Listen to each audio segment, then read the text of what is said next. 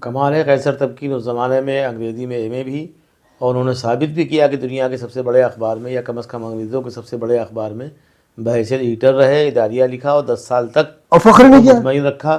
فخر کیا، کبھی انہوں نے کوئی اپنا کتابچہ بھی انگریزی میں نہیں چھپایا. یہ ثابت کیا کہ میں اردو کا ادیب ہوں، اردو کا صحافی ہوں.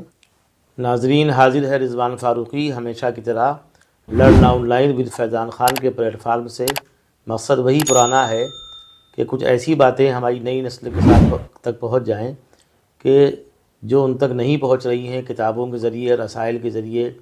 اس کے لیے ضروری ہے کہ ہم قریہ قریہ، بستی بستی، شہروں شہروں، محلوں محلوں ان قداور شخصیات سے ملیں کہ جن کے سینے میں علم محفوظ ہے، ادب محفوظ ہے، اور جنہوں نے ادب کے درس کی سیاحی میں عمر تمام کی ہے. محترم احمد ابراہیم مولوی کی عمر مبارک تقریباً 85 برس ہے. 85 برس میں جو کچھ انہوں نے دیکھ لیا ہے اس کو کتابوں کے ذریعے پڑھا نہیں جا سکتا. جو ان کا مشاہدہ ہے، جو ان کے تجربات ہیں، وہ یقیناً ایسے ہیں کہ ان پہ کتابیں لکھی جائیں اور دنیا کو ان سے مستفید ہونے کا موقع ملے. آج محترم احمد ابراہیم مولوی صاحب ہمیں میسر ہیں، کل نہیں میسر ہوں گے. جیسے ہم نے اس سے پہلے اپنے اسلاف کی، اپنے اجداد کی اور قداور شخصیات کی قدر نہیں کی، اور آج ہم کف افسوس ملتے ہیں کہ کاش ہم نے ان کی زندگی میں ان سے فیض اٹھایا ہوتا، ان کی باتوں کو، ان کے علم کو دور تک پہنچایا ہوتا تاکہ زیادہ لوگ فائدہ اٹھا سکتے. اور ہم نے ایسا نہیں کیا، صرف اس لیے کہ ہم چلتے ہوئے لوگوں پہ انٹرویو کرتے رہے، ان کے چہرے دکھاتے رہے، انہیں اچھالتے رہے. گروپ بندی کے ذریعے بونوں کو بالاقت ثابت کیا گیا، اور کہنے والے نے یہ بھی کہا کہ فریب بالا قدی دیر پا نہیں ہوتا، رہو گے ایڑیاں کب تک یوں ہی اٹھائے ہوئے.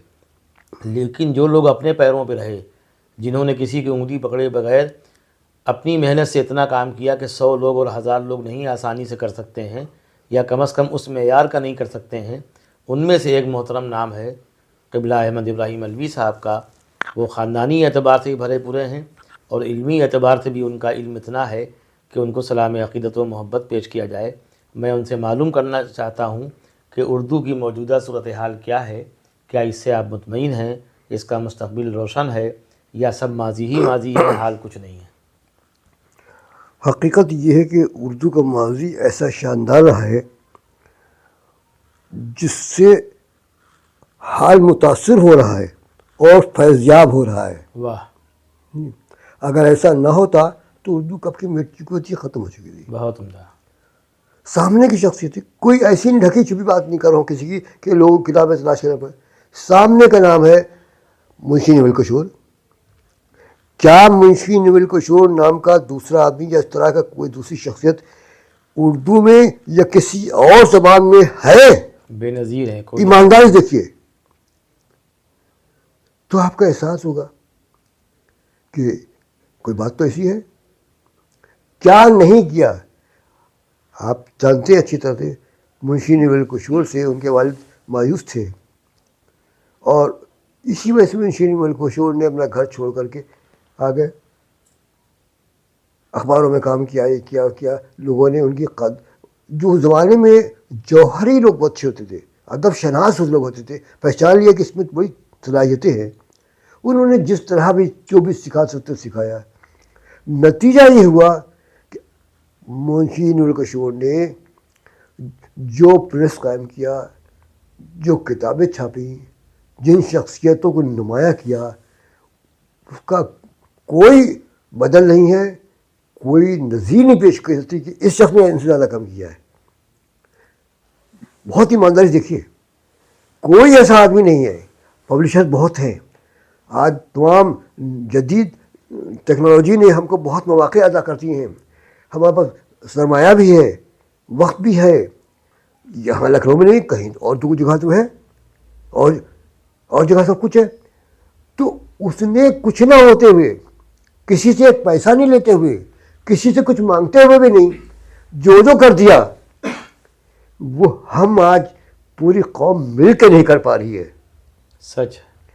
پہلا کارخانہ بنایا پریس بنانے، کاغذ بنانے کا، پریس لگایا، کتابیں چھاپی، شخصیتوں کو مارا، اخبار نکالا. اور اخبار تقریباً 99 سال تک چلا ہے، اور تمام بڑی شخصیتیں اس سے وابستہ رہی ہیں. اس سے وابستہ لوگوں نے جو لکھ دیا ان کی کتابیں جو چھپ کے وہ بے نظیر ہو گئی ہیں. تو یہ کیا ہے؟ اب ذرا حال کو دیکھ لیجیے. آج پبلشنگ ہاؤس بہت بڑے بڑے ہیں, بہت شاندار دکانیں ہیں, بہت شاندار دکانیں ہیں, خریدنے والے بھی خوب ہیں, لو بس کاریں بھی ہیں, بلڈنگیں بھی ہیں, آسائشیں بھی ہیں, سب کچھ ہے, شہرت بھی ہے, نام ہے, سب کچھ ہے, تمام آسائشیں حاصل ہے. اور منشی نول کشور کو کچھ نہیں حاصل تھا اور وہ کام کر کے چلے گئے. وہ شاید وہاں کے شہنشاہ ہوں ایران کے, چاہے وہ افغانستان کے ہوں, جو بھی آیا ہندوستان میں اس نے منشی نول کشور سے ملنے, ان کے پرس کو دیکھنے کی خواہش ظاہر کی. کبھی کوئی تمنا اور آرزو نہیں کی منشی نول کشور نے کہ ان کو سراہا جائے, ان کو ایوارڈ دیا جائے, ان کو اعزاز دیا جائے, کیونکہ مقصد کام کرنا تھا. بنیادی چیز یہ ہے, جو کام کرنا چاہتا ہے وہ بہرحال کام کرتا ہے. اور پہلی چیز جو ہوتی ہے وہ شہرت و ناموری سے دور بھاگتا ہے. شہرت و ناموری جو ہے یہ آدمی کی پیروں بیڑیاں ڈال دیتی ہے. ارے میں اتنا بڑا آدمی ہوں, میں یہ کام کر, یہیں سے قتل شروع ہو جاتا ہے زبان کا, ادب کا. تو یہ منشی پریم چند کا نہیں تھا. اس کے بعد اب آئیے, خاص بات یہ ہے, آج میں غور کر رہا تھا کہ بات ہوتی ہے اردو کے غیر مسلم ماہرین کو, مصنفین کی, تو حیرت ہوتی ہے. جن لوگوں نے اردو میں بڑے کارنامے کیے, جی, وہ چاہے مسلمان ہو چاہے غیر مسلم, ان کی مادری زبان اردو نہیں تھی. غیر اردو فیض کی زبان اردو نہیں تھی, اقبال کی مادری زبان اردو نہیں تھی. تو یہ کون لوگ تھے؟ اور کبھی نہیں رویا, نہ اردو بھی رونا, نہ کہا کہ میں تو زبان یہ نہیں تھی. آج ہم تو تھوڑی سی انگریزی جانتے ہیں تو ہم انگریزی جانتے, ہم اردو سیکھ لیں, ہم اس طرح بات کرتے ہیں. سچ ہے. تو فیض ہو, اقبال ہو, یا اور ایسے بہت سے نام ہیں جو سننے سے نہیں آ رہے ہیں, جنہوں نے اردو کو, ساحل الجھانوی ہو, ان کی مادری زبانیں تو اردو نہیں تھی. سب کچھ چھوڑ کے اردو کے, تو ہم اردو والے بن کر کے ہر اعزاز ہم کو مل جائے, ہر انعام ہم کو مل جائے, ہر سہولت ہم کو مل جائے, اور ہم ایک پیسہ نہ خرچ کریں. کیا یہ روش ہماری نہیں آج ہے؟ کیا اس روش کے بعد ہم اس بات کی توقع کرتے ہیں کہ ہماری زبان زندہ رہے گی, ہم کچھ ایسا پیش کر پائیں گے جس پہ لوگ فخر کریں گے؟ بتائیے, 40 سال کی عمر میں لوگ گزر گئے, کیا کیا چھوڑ کے چلے گئے. کم عمر میں شبلی نے کتنی کم عمر میں کتنا کچھ لکھ دیا. ہم 85 برس کو کچھ نہیں پیش کرے. ہم سے آپ پوچھے, ہم نے بھائی کوئی بھی ایسی تحریر نہیں جو میں آپ کو بتا سکوں کہ بھائی قابل فخر میری تحریر ہے یہ. علوی صاحب, یہ تمام تر ترقیات کے باوجود آج جو ترقیات ہیں وہ اس زمانے میں نول کشور کو اور علامہ شبلی کو میسر نہیں تھیں, سر سید کو میسر نہیں تھیں. لیکن کارنامے بڑے ان کے ہیں, ان کو ہم یاد کرنے پہ مجبور ہیں. ہم کو سہولیات زیادہ حاصل ہیں تو ہم کام کم کر رہے ہیں. تو کیا کوئی ایسا طریقہ نہیں ہے کہ ایسے قداور ادیب آج کے دور میں پنپیں اور ان کی عزت ہو, قدر افزائی ہو, یا کچھ نہ ہو, خود نمائی کے بغیر جیسے نول کشور نے کام کیا, کلام اللہ کی طباعت کی, پاک و صاف رکھا, کپڑوں کا اہتمام کیا, اور جیسا اہتمام کیا ویسا علماء کرام تک نہیں کر پاتے ہیں. نتیجہ یہ کہ اللہ نے ان کو سربلند کیا, سرخرو کیا, اور ایسا روشن کر دیا دنیا کے لیے کہ آج تک ہم ان کا نام لینے پہ مجبور ہیں. اسی طرح علامہ شبلی اور دیگر قداور شخصیات کے نام نامی آتے ہیں. تو ایسے لوگ آج کے جدید دور میں, جبکہ زیادہ سہولیات ہیں, زیادہ آسائشیں کیوں نہیں پیدا ہو رہے ہیں؟ کیا بالکل دنیا اس میں ایسے لوگ ناپید ہو گئے, یا پیدا ہو رہے ہیں, ہماری نظر نہیں ان کی طرف؟ ہماری نظر ہے ان کی طرف, یہ ہے, لیکن ان کے عیوب پر ہے. جی, وہ یہ کہ ہم بغیر کیے ہوئے شہرت چاہتے ہیں, بغیر کچھ کیے ہوئے ہم چاہتے ہیں کہ ہم کو سب کچھ مل جائے. ایماندار صاحب, میری بات کو بکواس سمجھ کر کے چھوڑ دیجئے, خود اپنے طور سوچیے جی, کہ کیا ایسا مسیح لکھتے اس لیے کہ مجھے بہت بہت ناقد مان جائے. کیا کرشن چندر نے اس لیے بہت بڑی تحریک چلائی گئی جو اردو کے حق میں سب میں قاتل کہی جائے گی. ان لوگوں نے جو بڑے ادیب بنے, بڑے ناقد بنے, بڑے بین الاقوامی شہرت کے مالک اپنے کہلوانے لگے کہ اس کو بھلا دیا جائے. کرشن چندر کو باقاعدہ تحریک چلی کہ انہوں نے سوچا کہ جو انگریزی کا ہے نو کنسٹرکشن وداؤٹ ڈسٹرکشن، تخریب کے بغیر تعمیر نہیں ہو سکتی، پرانی دیوار گراؤ تب نئی دیوار کھڑی ہوگی. یہ ہمارے ناقص العقل مطلب کرسچن کا ذکر نہ ہو تو ان کا ذکر ہو. باقاعدہ کوشش ہوئی اور کہا کہ کرشن نے کیا لکھا، پریم چند نے کیا لکھا.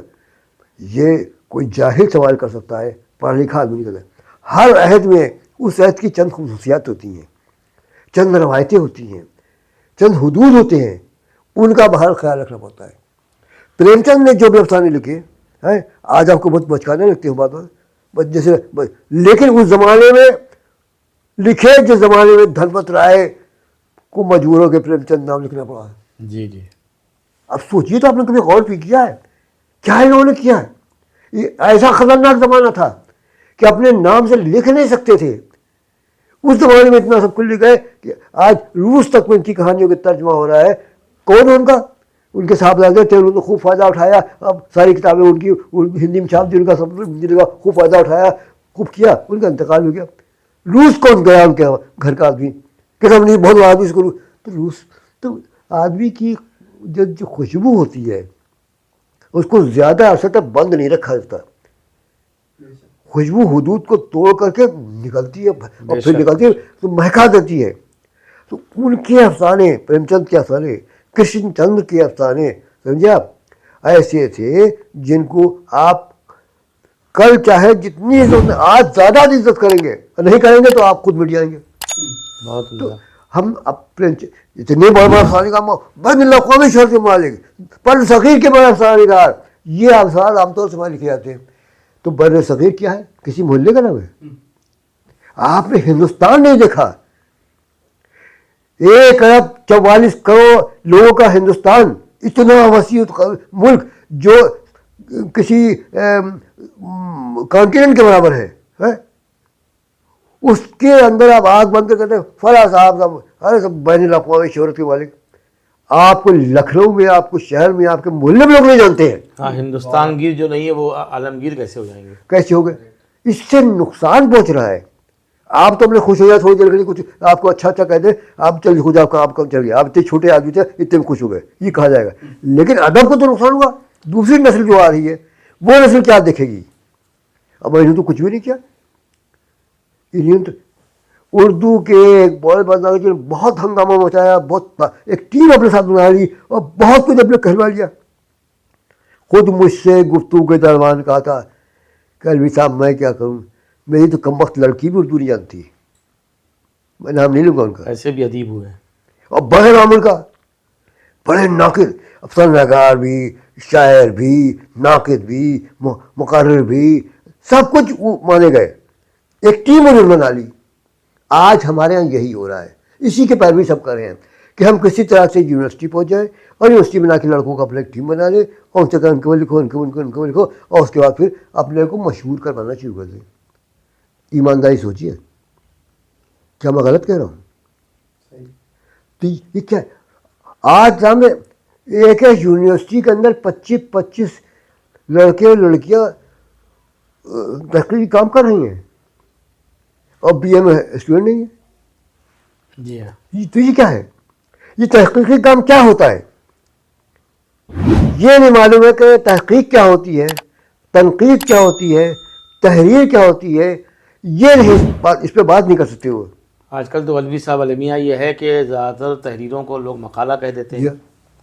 تو مقالہ میں سمجھتا ہوں ہر وہ تحریر مقالہ نہیں ہے جو ریفرنسز سے پر نہیں ہے، جس میں حوالہ جات نہیں ہیں کہ احمد ابراہیم الوی اس موضوع پہ کیا کہتے ہیں، پریم چند نے کیا کہا، منٹو نے کیا کہا، 10 لوگوں پیش کیا جاتا ہے، داول لوگوں نے کیا کہا. جب تک یہ باتیں نہ ہوں تب تک وہ مقالہ کیسے؟ ہم لوگ جو تاثراتی مضامین لکھتے اور پڑھتے ہیں ان کو بھی لوگ کہتے ہیں رضوان فاروقی، اور 10 لوگ مقالہ پیش کریں گے. ایک مضمون، ایک سبق مضمون مقالہ. پہلی بات تو مضبوط ہوتا ہے، دلیل بہت طویل ہوتا ہے، وہ مدلل ہوتا ہے. اچھا، جن کرشچند کو اور جن پریم چند کو بقول آپ کے فراموش کرنے ہی میں لوگ کمال عقل سمجھ رہے ہیں تاکہ ان کا قد بڑا ہو، تو کہیں نہ کہیں ان کی عظمت کو تسلیم بھی کر رہے ہیں، جانے انجانے میں تسلیم یوں کر رہے ہیں کہ وہ ہندی والے، وہ اردو والے جو آپس میں متصادم رہتے ہیں، بہت کم ایک جگہ نظر آتے ہیں. صورتحال ان دونوں کی یہ ہے، پریم چند کی بھی اور کرشن چند کی بھی اور دیگر بھی بڑے قلم کاروں کی، کہ پریم چند اور کرشن کے بارے میں یہ طے نہیں ہو پا رہا کہ وہ اردو کے بڑے افسانہ نگار قلمکار تھے. ہندی والے کہتے ہیں وہ ہمارے کہانی کار تھے، اردو والے کہتے ہیں کہ وہ ہمارے تخلیق کار تھے، اردو کے افسانہ نگار تھے. اردو ہی سے بلا مبالغہ وہ مشہور ہوئے، لیکن ہندی والے بھی ان کو گلے لگا رہے ہیں. اس کے مطلب جو اردو سے کسی حد تک دور رہتے ہیں یا اردو کو بڑی زبان نہیں مانتے ہیں یا قبول نہیں کرنا چاہتے ہیں، وہ بھی مجبور ہیں. اللہ نے سب کے ہیں، کرسچن کو چاہے مسلمان ہو چاہے ہندو ہو. جی جی، تو یہ ان کی عظمت ہے واقعی. یہ ان کی عظمت ہے، وہ برقرار رہنے والی ہے. بنیادی طور سے تو وہ اردو ہی کے قلمکار دونوں ہیں. اردو کے تھے اور انہوں نے خود تو لکھا میں اس کا لکھنے والا ہوں، اس کا لکھنے والا ہوں، اس کا لکھنے والا ہوں.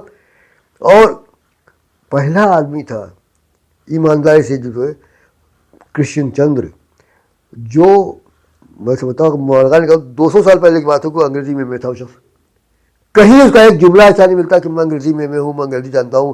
وہ چاہتا وہ شخص تو اس زمانے میں چانسلر ہوتا تھا کسی یونیورسٹی کا. ہاں، وہ خود نمائی اور خود کچھ نہیں کوشش کی اس نے.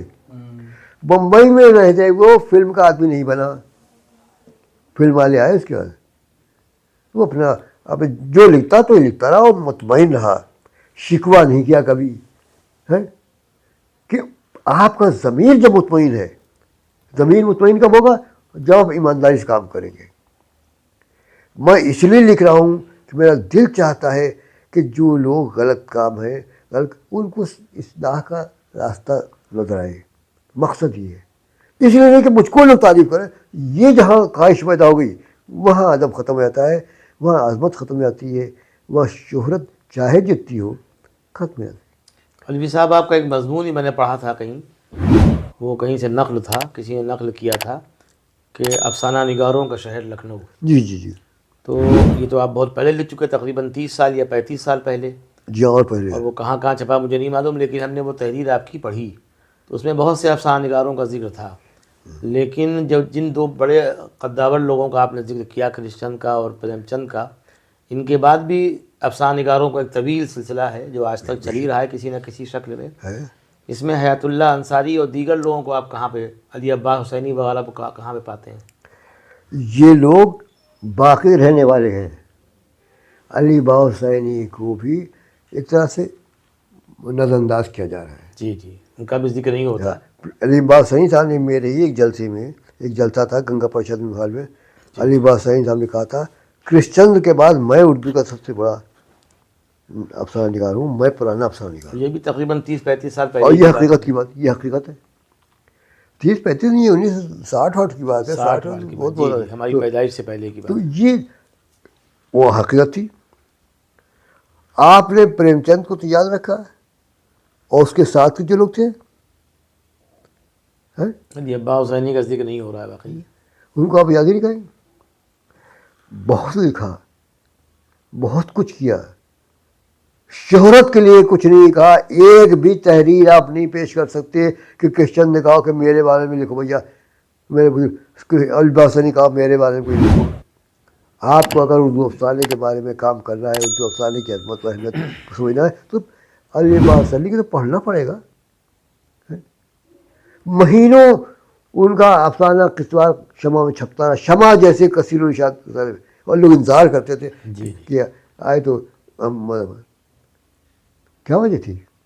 یہ حیات اللہ صاحب کا عہد اور علی عباس حسینی کا ایک ہی عہد ہے. ایک ہی عہد ہے. بڑے بڑے لوگ تھے، بڑے. حیات اللہ صاحب کو افسانہ نگاری میں جو شہرت عظمت ملی، اس میں تو کہیں ان کو اچھالے جانے کوئی دخل نہیں، گرو بندی کا بھی نہیں ہے. لیکن وہ بھی دیکھا جائے تو پریم چند اور کرشن کے بعد انہی کا نام آتا ہے. ان لوگوں کی کوئی اوقات ہی نہیں جو آج بہت بڑے بڑے افسانہ نگار، ناول نگار تنقید کر رہے ہیں. بہت کھلے سامنے رکھ کے بات کیجیے. بہت سے لوگوں کا علوی صاحب یہ بھی خیال ہے کہ صحافت ادب کا گلا گھونٹتی ہے، تو جو لوگ صحافت سے وابستہ رہے انہوں نے کہیں نہ کہیں افسانے کا اور اپنی ادبی تخلیقات کو نقصان پہنچایا. تو حیات اللہ صاحب تو بنیادی طور پر صحافی ہیں، اس کے بعد بھی انہوں نے اس قدر افسانے لکھے کہ زخیم لکھ دیے کہ ناول کا گما ہوتا ہے. لہو کے پھول، جی، اتنا زخیم، کئی ہزار صفحہ کا ہے. یہ تو زرخیزی کی انتہا ہے دماغ کی کہ آدمی ایک بڑے اخبار کا پیٹ بھی بھر رہا ہے، وہاں بھی لوگوں کی تربیت کر رہا ہے، اس کے بعد افسانہ اور آخر وقت تک لکھتے رہے. حیات اللہ صاحب میں ایک خامی یہ تھی کہ عام طور سے جو ان کو کہتے لوگ، ان کی زبان بہت کھردری تھی. انہوں نے اپنی زبان کو بہت ذائقے دار، بہت ہی سجا بنا کے پیش کرنے کی کبھی کوشش نہیں کی. لیکن میں حیدرآباد میں تھا، یہ 1962 کی بات شاید. میں دن بھر بیٹھا تھا آصفیہ لائبریری میں. وہاں اس کے اردو ادب کے شمارے موجود تھے سب. تو میں پڑھتا، ان شماروں میں اردو ادب کے ایت اللہ صاحب کا ایک افسانہ تھا، پرانے کوہ صحرا. مجھے یاد ہے میں نے اس سے پڑھا تو بالکل دنگ رہ گیا کہ یہ ہے تو رمضانی ہے، جن کی زبان کھردری، جن کو ہم پتہ نہیں کیا کیا کہتے ہیں، ان کے جو کی زبان سے یہ کیا لکھ دیا، کون سی زبان سے لکھ دی. وہ انہوں نے اپنے لوگوں کو اس میں شامل کیا. کون سی جی پرانے کوہ صحرا یاد رکھیے گا، جب چاہے آپ پڑھ لیجیے اسے، کوئی اس کا جواب ہی نہیں. مطلب جیسی ضرورت محسوس ہوئی ویسی انہوں نے مشاہدہ تھا، مطالعہ تھا، ایمانداری تھی، موازنہ کرتے تھے. تو یہ سب چیزیں آج کہاں ہم سے آپ نے کہا لکھ دیا، چھپ دیے. ابھی جگہ جگہ 200 سالہ تقریب ہوئی اردو صحافت کے حوالے سے، ان میں بھی علی عباس حسینی نام نہیں لے یا علی عباس حسینی، چلیے ان کا صحافت کے حوالے سے ذکر نہ ہو، لیکن حیات اللہ صاحب کو 100% ذکر دیا نارائن نگم کا نام کیوں نہیں لیا گیا؟ نہیں ہوا. ہاں، ان کا نام نہیں آیا. 4 رسائل ہندوستان کے تقسیم سے پہلے پورے ہندوستان میں مشہور تھے. سمجھے، منشی دیا نارائن نگم کا زمانہ کانپور، لکھنؤ کا ان کا نگار، جی نیاز فتح پوری کا. نگار، اور لاہور کا ادب لطیف، اور شاید کا ساقی. نقوش بھی تو اسی دور میں رہا. کچھ ذرا بعد میں ہوا. ان افسانوں میں جو چھپ جاتا تھا وہ مسترد ہو جاتا تھا، کیونکہ ان کے ادیب، ان کے جو صحافی، جو ایڈیٹر تھے، وہ خود بڑے قابل ہوتے تھے.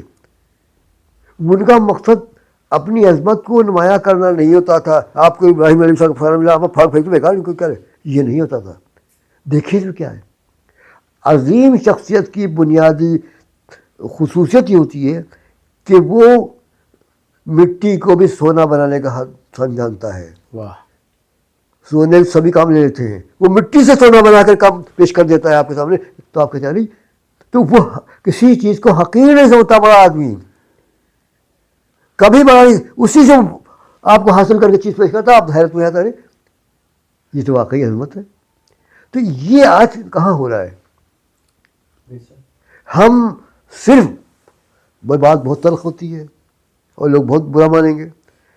ہم چاہتے ہیں کہیں سے ہم کو مدد مل جائے، فخر الدین سے مل جائے، اردو اکیڈمی سے مل جائے، کتاب 400 کی مدد ملے، ہم کتاب 200 چھاپیں، جتنے پیسے اس کے آدھے کھا لیں.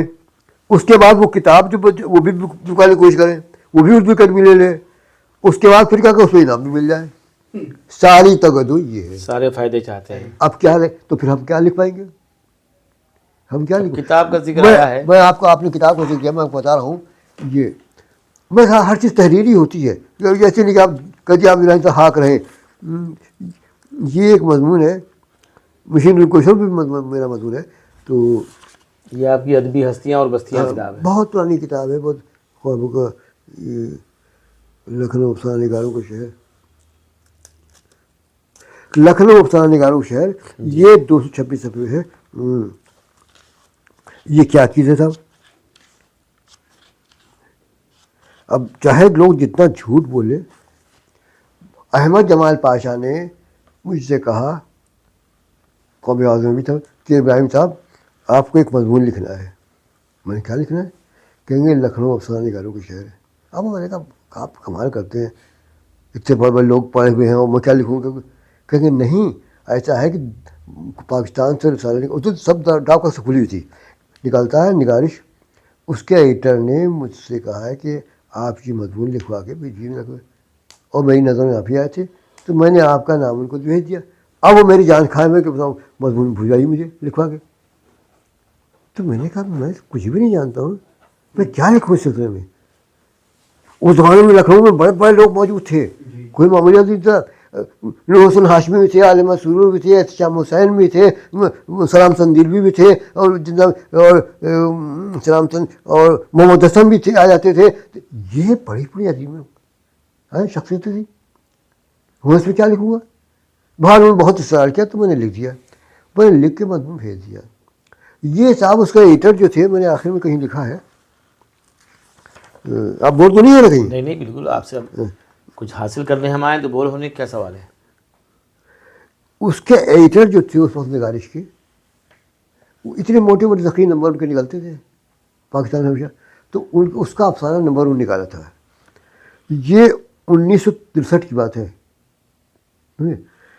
اس کا افسانہ نمبر تھا، اس میں انہوں نے میرا مضمون اردو افسانہ نگاروں انہوں نے دیا تھا، اردو افسانہ نگاروں شاید آپ اس میں مضمون لکھیے. تو وہ مضمون میں نے لکھ کر کو بھیجا تھا. اس پہ تجدید ہوئی، مضمون تو چھپ گیا، نگار پرچہ میں. وہ جا رہے تھے، اس کی PIA کی اناگرل فلائٹ تھی کراچی ٹو کیرو. وہ ایک ڈیش ہو گیا، اس میں مر گئے، کریش ہو گیا. یہ میں نے لکھا بھی ہے. یہ مضمون نگارش کراچی کے ایڈیٹر ناصر محمود مرحوم کی مراج پہ لکھا تھا. نگارش کے افسانہ نمبر 63 پہ شائع ہوا تھا. سمجھے؟ اب اس میں بات اس لیے کر رہا ہوں، اس میں جن لوگوں کا ذکر کیا ہے ان میں کتنے لوگ کو کچھ نہ کر پائے اس زمانے میں. اور اس زمانے میں اس وقت وہ لکھ رہے تھے، لیکن یہ کہ کوئی عظمت بعد نہیں. میں کوئی اپنی عظمت اور میرا جیسا چھوٹا آدمی لکھ رہا تھا، اہمیت حاصل نہ کر سکے. یہ اس میں یہ ہے نام آ رہا ہے اس کے.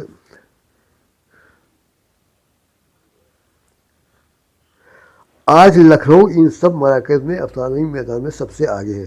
آج لکھنؤ میں جتنے زیادہ کامیاب اور نامور افسانہ لکھنے والے موجود ہیں، ہند و پاک میں یقیناً کہیں نہیں ہے. اس وقت اس وقت لکھا تھا میں نے، چھپا ہوا ہے اس وقت سے. کتنی بڑا مضمون چھپا ہوگا، جگہ سے چھپا ہوگا. اس لیے اگر لکھنؤ اردو افسانے کو شائع کرائے تو بے جانا ہوگا. آج لکھنؤ میں بسنے والے، آپ سن لیجیے ناموں کو، افسانہ نگاروں کی فہرست کافی طویل ہے. اس زمانے میں 63 فہرست میں جہاں بزرگ افسانہ نگار سر فہرست ہیں، وہاں نئے ابھرتے ہوئے افسانہ نگار دوش بدوش ہیں. اس فہرست میں علی عباس ثانی، نام دیکھنا، علی عباس ثانی، حیات اللہ انصاری، رضیہ سجاد ظہیر، مسیح الحسن رضوی، رام لال، قیصر تمکین، وشیشور پردیپ، عابد سہیل، ستیش بترا، اقبال مجید، رتن سنگھ، آفتاب اختر اور خاکسار شامل ہیں. اب اس میں کون کون ہے؟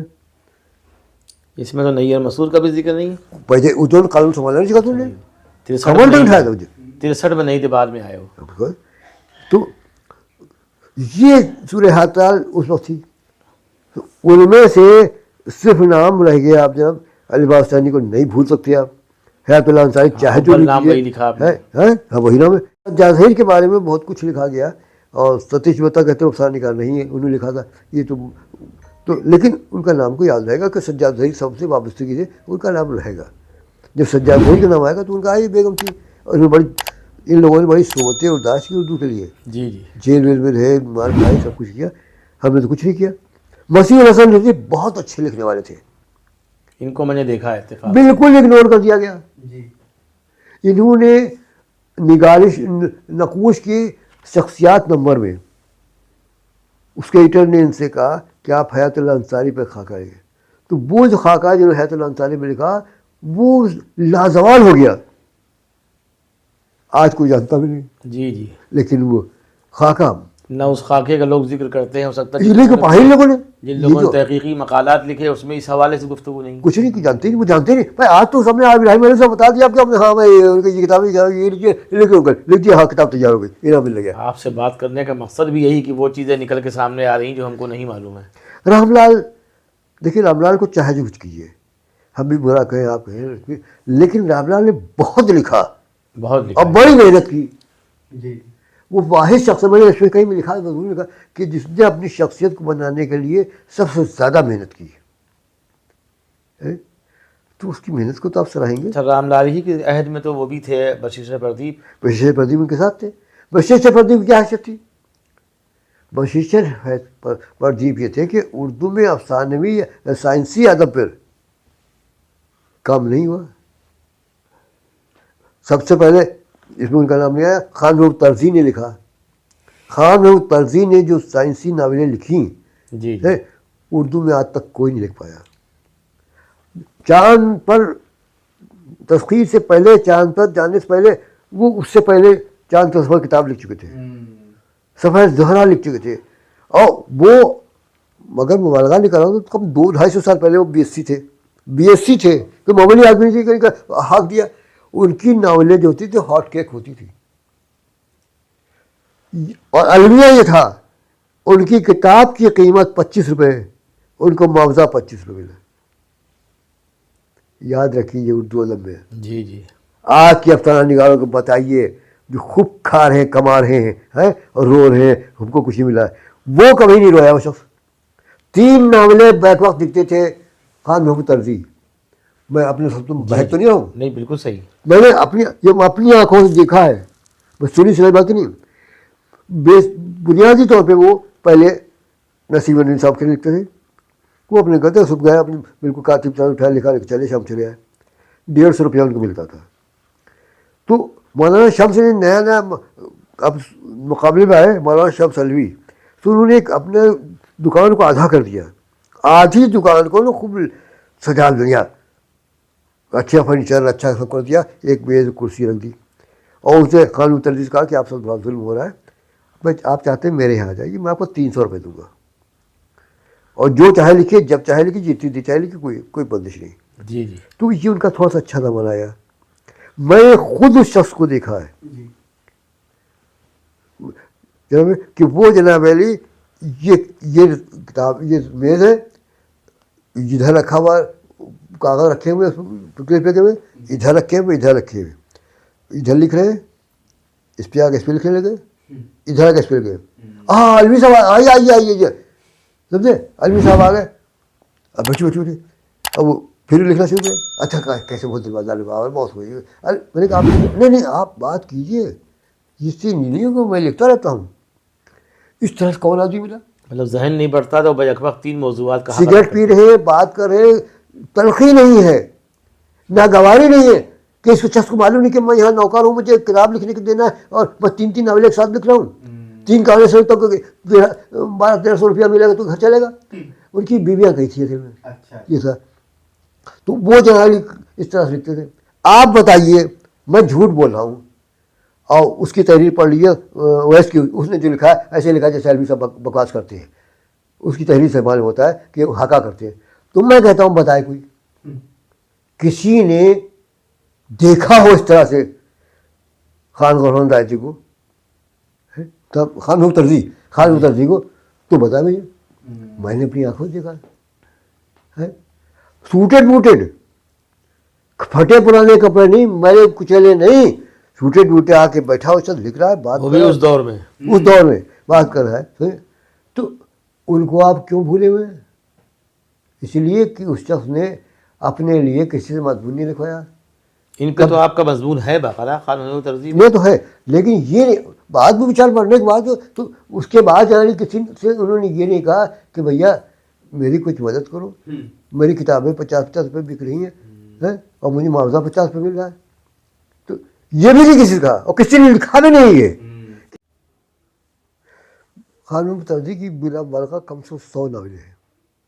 100 नावलेट, और वो अब नावलें हैं, नावलेट नहीं, पूरी नावलें, और वो अब नायाब हैं, कहीं नहीं मिल रही। एक साहब ने उनके ऊपर रिसर्च किया तो मैंने उनसे बात भी की कि आप क्या जानते हैं, तो उन्होंने कहा मैं फलां तो गया, लेकिन उनकी किताब देखी उसमें कुछ सही था। उन्होंने दूसरों के मज़ामीन लिख करके किताब जमा कर तैयार कर दी। कैसे इंतकाल हुआ खान महमूद तर्जी का, ये भी अलमिया है। जी जी। खान महमूद तर्जी का 6 दिन आले थे।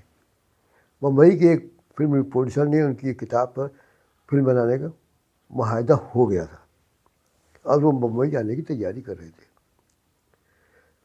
वो रात को मीनार से लौट के आते थे घूम फिर कर पे, तो वो घूम फिर के आए थे तो उनके घर के पास वो मस्जिद है ना, बहुत मशहूर, एक खंबा है, उस खंबे को पकड़ कर ये चढ़ने तो हाथ उनका फिसलता चला गया और नीचे गिर के मर गए। इस तरह से उनका इंतकाल हुआ। कई उसे बकवास कर रहा हूँ मैं, छाने इसको, हाँ ये तहकीक का मौजू वाकई है, फैक्ट। छाने कितनी नावलों का आप जानते हैं, कितनी नावलों का नाम जानते हैं आप? जब भी उर्दू में साइंसी अदब की बात होगी तो उसका फिरोज़ नाम पूरा नहीं आ रहा, उसने सबसे पहले उर्दू में नावलें लिखी हैं साइंस से बताइए। जी। फिरोज़ का पूरा नाम मुझे नहीं याद है ज़्यादा। اور اس کے بعد پھر انہوں نے لکھی. اور اس کے بعد پھر ایک صاحب حسین علوی کر کے ہوتے تھے جو انفارمیشن یا ملازم تھے حضرت گنج میں، جو پی جی ایم جی کا جو آفس ہے حضرت گنج میں، جی پی او نہیں پی ایم جی، اس میں ملازم تھے. وہ مستقل ناولیں لکھتے تھے، تو ان کی ناولیں چھپتی تھیں کتابی دنیا میں. ہمارے کم سے کم 4 ادارے تھے اس زمانے میں اردو کے. ایک تو کتابی دنیا تھا، چھوٹی سی دکان، لیکن تمام اردو کے اہم ادیبوں کا مرکز. آپ تو خالد دانش محل کو جانتے ہیں، دانشور سے پہلے ہر بڑا ادیب وہیں جاتا تھا اور پیسہ دیتے تھے.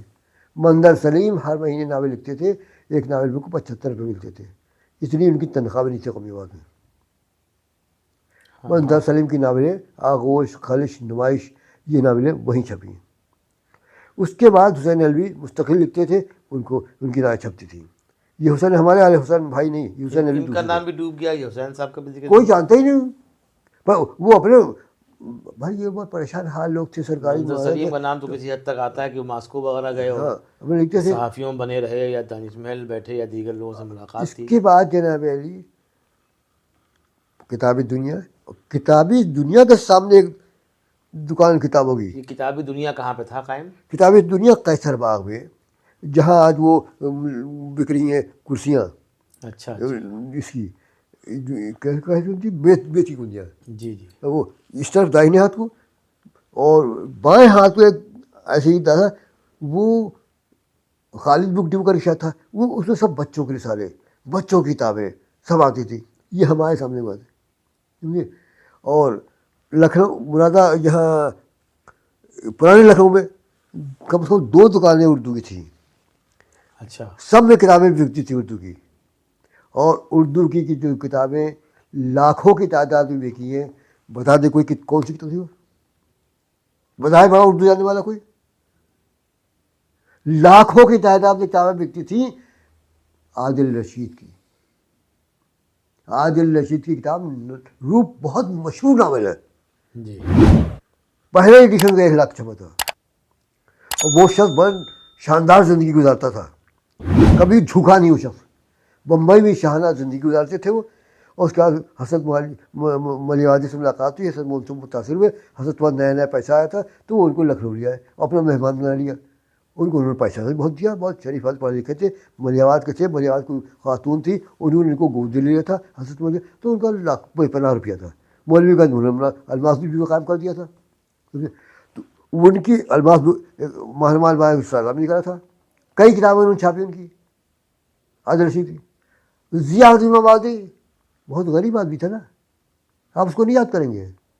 غریب آدمی تھا، جی. کھانے کو جس کو میسر نہیں ہوا. اس کی بیٹیاں تک بازار چلی گئیں، علمیہ ہے، سمجھا. کم سو کہا جاتا ہے، ہم لوگ جانتے یہ ہیں کہ مجھے ان کو مسعود جہاں کوئی شریک ناولیں انہوں نے لکھ کے دی تھی. اچھا. ایسے ہی عطیہ جو ہے وہاں کی دریاوا کی، ان کی شروع کی ناولیں انہوں نے لکھ کے دی تھی. کیا جانتے ہیں اردو کے بارے میں؟ بات کر رہے لوگ، اردو لوگ بات کریں یہاں کی بات. ہم سے ثبوت مانگے، ہم ثبوت دیں گے. خط رکھے ہیں میرے پاس. رونا آتا ہے جو خط دیتا ہے کہ آج میرے گھر پہ کھانے کو لیے ابراہیم صاحب آپ بڑے مخلص سے کچھ روپے تو دے دیجیے. جی. سمجھے آپ؟ آئم ویسے بتائیں، اردو میں اندر لاکھوں کے. اور دہلی میں رائٹر تھا جس کو پبلشر نے گاڑی دی تھی پہلے کمپنسیشن میں. یہ اردو کا ماضی تھا. خوشامد نہیں کرتے تھے، پرشر ان کے پاس آتا تھا، ان اردو کے ادیبوں پاس آتا تھا. سمجھا. اور یہ جاسوسی دنیا اور ناول اور رومانی دنیا کیوں بھول رہے ہم؟ کتنی چھپتی تھی. کوئی ادارہ، کوئی ادیب، کوئی دعویٰ نہیں کر سکتا کہ اس نے اتنے اردو پڑھنے والے پیدا کیے جتنے جاسوسی دنیا میں پیدا کیے. آج بھی ایک آدمی زندہ ہے، آپ کو نہیں معلوم، آپ اس کو پوچھتے نہیں کہ وہ مر رہا ہے بیچارہ. علمدار کون سسور ان کے قومی نیادار والے مجاور صاحب، مجاور صاحب بہترین نثر لکھتے تھے، بہت سی ناولیں ان کی ہیں. ان کی بدقسمتی اور ان کی حسن ناصر عثمانی کی غلطی، انہوں نے خوب لکھا، اپنے نام سے نہیں لکھا. ہاں مجاور صاحب تو زندہ ہے، ان کا بھی ذکر نہیں ہوتا اپنے ہے، نام سے ایسا لکھا ہی ہونا نہیں، چاہیے. اپنے نام سے لکھا ہی اور نہیں. حسن واصف تو اسی زمانے میں ڈوبے ہوئے تھے، اب ذکر کیوں کریں گے؟ بس بیچارہ اسی سے چلتے تھے. ان سے لوگوں نے خوب فائدہ اٹھایا. تو آپ ایسا، میں بات میری بہت آگے چلی آ رہی ہے، بہت کرتا رہوں، بیوقوفی باتیں کرتا رہوں، لیکن حقیقت یہ ہے کہ آپ ویسے کیوں نہیں بننے جیسے وہ لوگ تھے. آپ بھول جائیے عادل رشید کو، آپ بھول جائیے سیاسی بازی، نہ معلوم کوئی غریب بازی ہوتا تھا، آپ علمدار صاحب کو نام رکھ کیجیے. لیکن یہ کہ آج نہیں کل ابھر کے نام آ کے رہے گا. تھوڑی دیر کے لیے گرد آج پڑ جاتی ہے عظیم شخصیتوں پر، لیکن ہمیشہ کے لیے گرد نہیں پڑ سکتی. صحیح ہے. یہ یاد رکھیے. علوی صاحب نے اردو کے اچھے خاصے بڑے عہد پہ گفتگو کی، طویل عرصے پہ گفتگو کی. جہاں اس میں مرد افسانہ نگاروں کا ذکر آیا، وہیں ایک کمی واقعی کھٹک رہی کہ اس بیچ میں، اس طویل عرصے میں کہیں نہ کہیں خواتین نے بھی چوکایا ہوگا، کوئی نہ کوئی افسانہ نگار پیدا ہوئی نہیں ہوگی ہوتا ہے ادھر جو قابل ذکر ہو. کسی کتاب میں آپ نے شروع میں کچھ خواتین کا ذکر کیا، جس پہ چودھری شرف الدین صاحب نے کہا تھا کہ بھئی علوی صاحب نے خواتین کا ذکر کر دیا، یہ تو کہیں اب لوگ جانتے ہی نہیں ہیں. دیکھیے دہلی سے جو رسائل نکلتے تھے ان میں وہ خواتین کے ہی ہوتے تھے. جیسے عصمت کا ذکر آیا تو قرۃ العین حیدر کا ذکر نام بھی بڑا اہم ہے. قرۃ العین حیدر تو بعد میں پیدا ہوئی ہیں. عصمت مقارہ میں ٹوکیو میں لکھنے والی اردو میں لکھتی تھی، تو پتہ نہیں نام لکھا تھا ان کا. جی. ان کو آپ کیسے بھلا دیں گے؟ آپ نے مثالیں پڑھی ہی نہیں. مجھ سے میرے پاس آئی، میں دکھا دوں گا. وہ لیلا علی وغیرہ کا ذکر اس میں کیا. لیلا لکھنوی تھی، اس نے کبھی منہ لگائی اردو والوں کو. اس کی میز تو تھی، ریزرو رہتی تھی کارٹن ہوٹل میں. جج کی بیٹی تھی، کرنل کی بیوی تھی، سمجھا. اور دن بھر وہ کرتی تھی، گھوڑ سواری کرتی تھی. اور اس کے افسانے شمع میں اور آج کل نیا دور میں آج کل چھپتے تھے، کوئی ایسی نہیں تھی. ان کا خط میرے پاس رکھا ہوا ہے. تارے ہفتے کی ناول ہے، وہ بچوں اچھی کتاب تھا، میں نے پڑھی ہے. تو میں نے اس جگہ جب عورتوں کا ذکر کیا لکھنؤ کی کیا ہے، میں اصل یادداشت بہت کمزور ہو گئی، اس سے بڑا نقصان ہو رہا ہے مجھے. تو لکھنؤ افسانے کا جو 226 پہ یہ چھپا ہوا ہے، اس لیے کوئی صاحب تردید نہیں کر سکتے. جناب میں نے علوی صاحب آج ہاک رہے ہیں کل، تو ہم نے کہا بھائی کل جب لکھا تھا، اور یہ کتنی جگہ مضمون چھپا ہے. کتابیں تو بعد میں جمع کر دیا اس کو.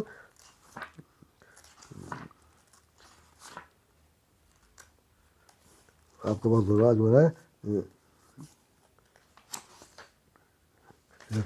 226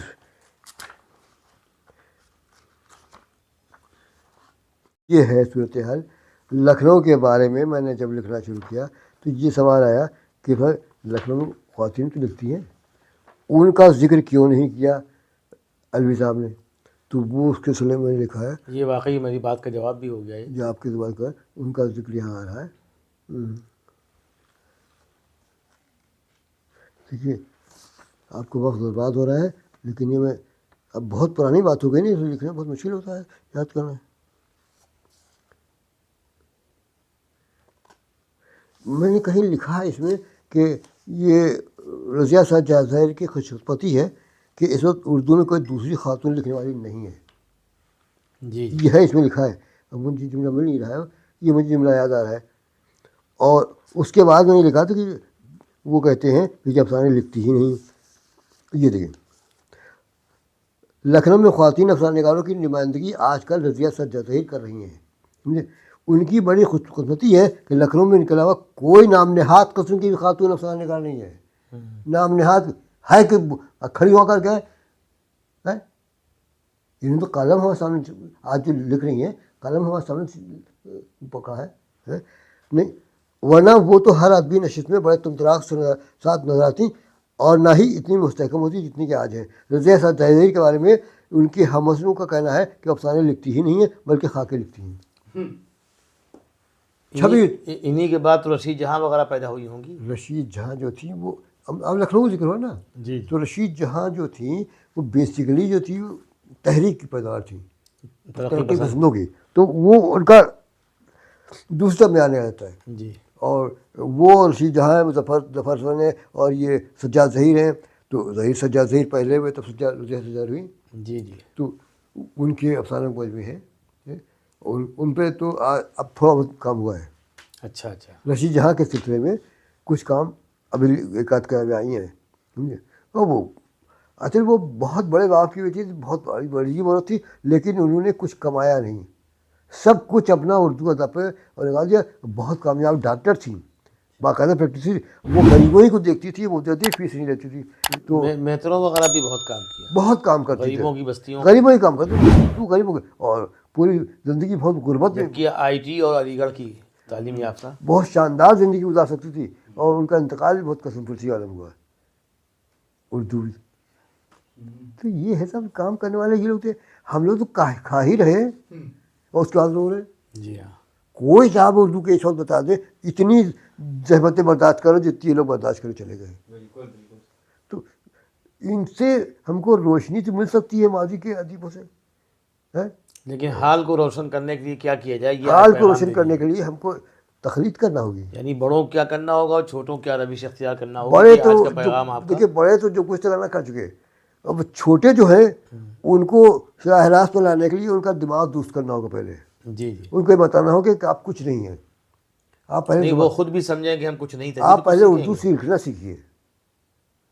جس ادیب کو جو بڑا بننا ہو اس کی کتاب اٹھائیے اور کہیے یہ کتاب دیکھیے اپنی. اردو کے سلسلے میں اپنی غلطیاں خود آپ نکال دیجیے. اردو کے سلسلے میں آپ نے ابتدائی میں کہہ دیا کہ اردو کی خوش بختی یہ ہے کہ عام تو یہ مدرسے والوں کی زبان نہیں ہے, یا مولوی یا داڑھی ٹوپی اور کرتے یا شیروانی کی زبان نہیں ہے, بلکہ اس میں وہ سوٹڈ بوٹڈ لوگ آئے جن کے بارے میں گمان تھا کہ دوسری زبان کے گیانی دھیانی ہیں, یہ اسی میں قابل ترین ہیں, یہ اردو میں کیا کریں گے. لیکن وہی لوگ آئے, اردو کو سجانے سنوارنے لگے.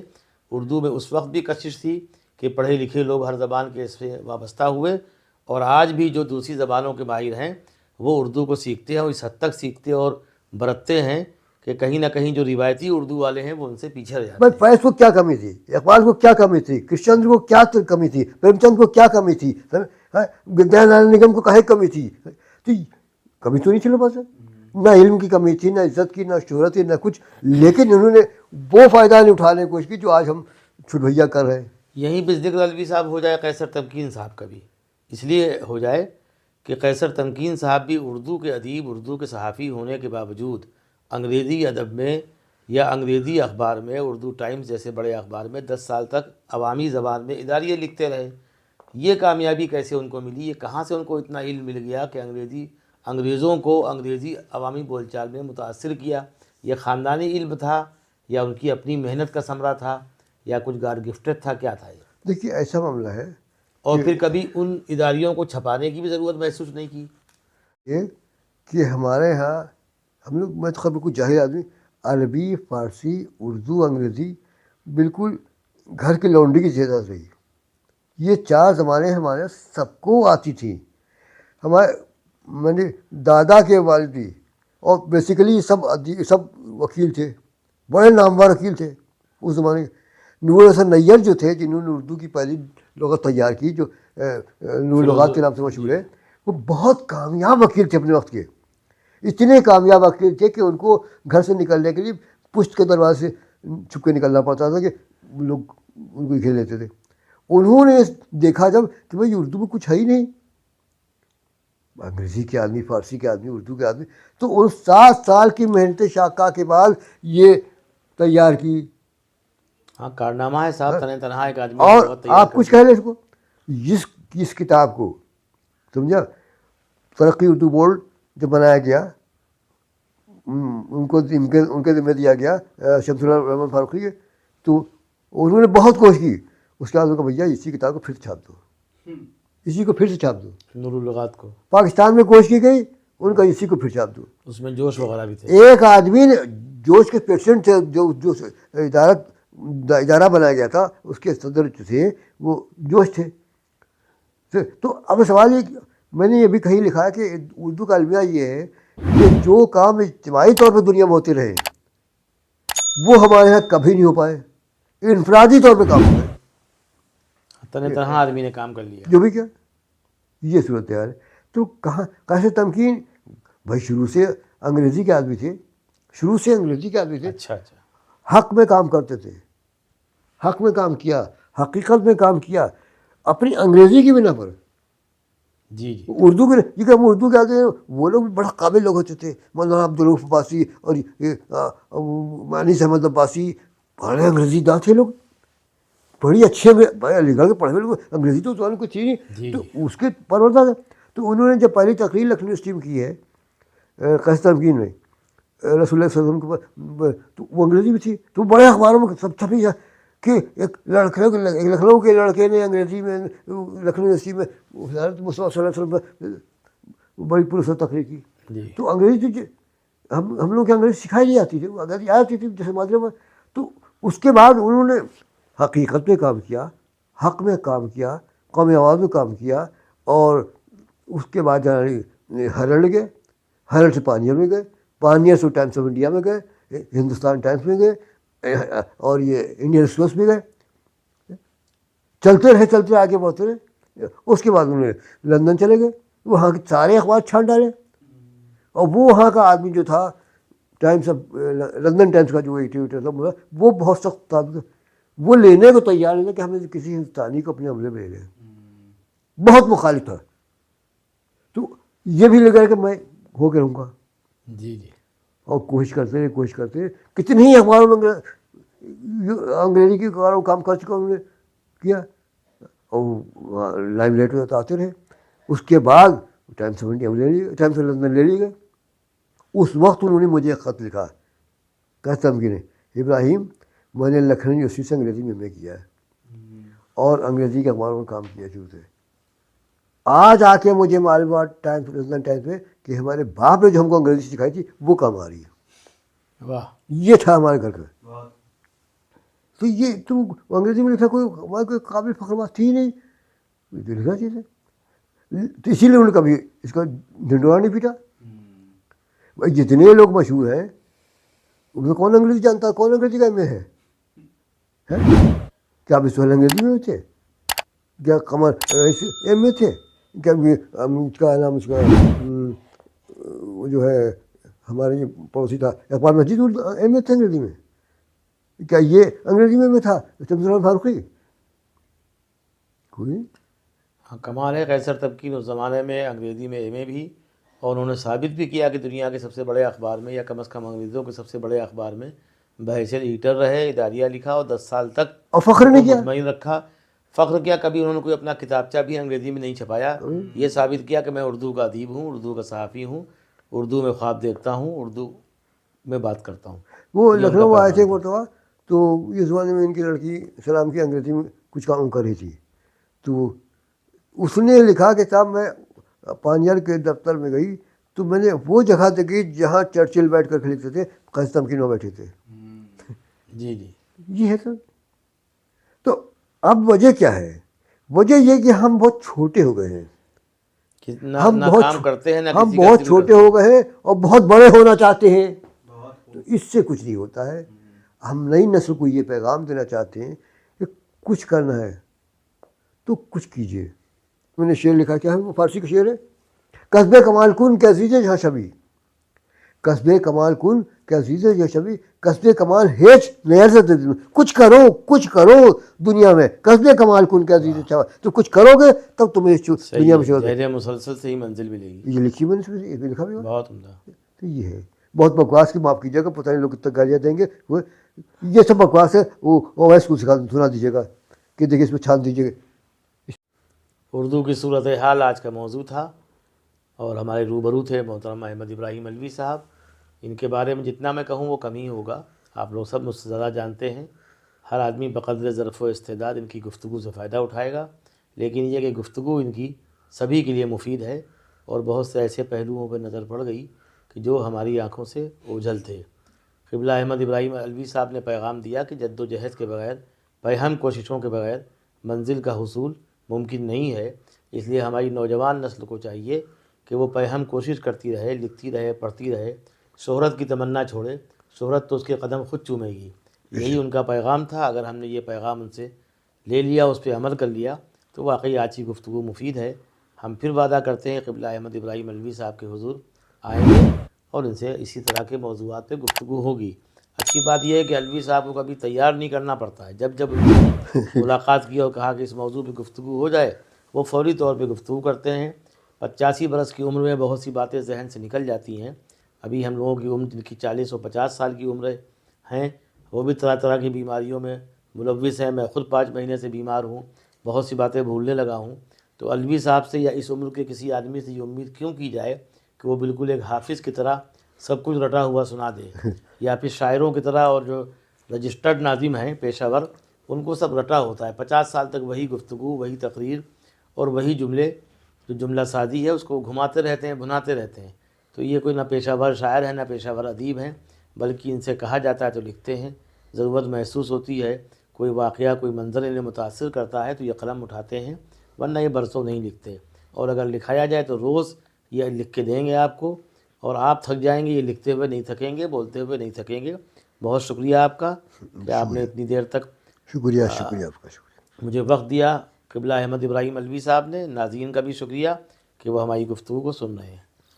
لرن آن لائن کی جانب سے آپ سے بس اتنی التجا ہے کہ ہمارے اس پروگرام کو لائک، شیئر اور سبسکرائب ضرور کریں، ساتھ ہی بیل آئیکن دبانا نہ بھولیں، جس سے ہماری ہر ویڈیو آپ تک اپلوڈ ہونے کے ساتھ ہی پہنچ سکے۔ شکریہ۔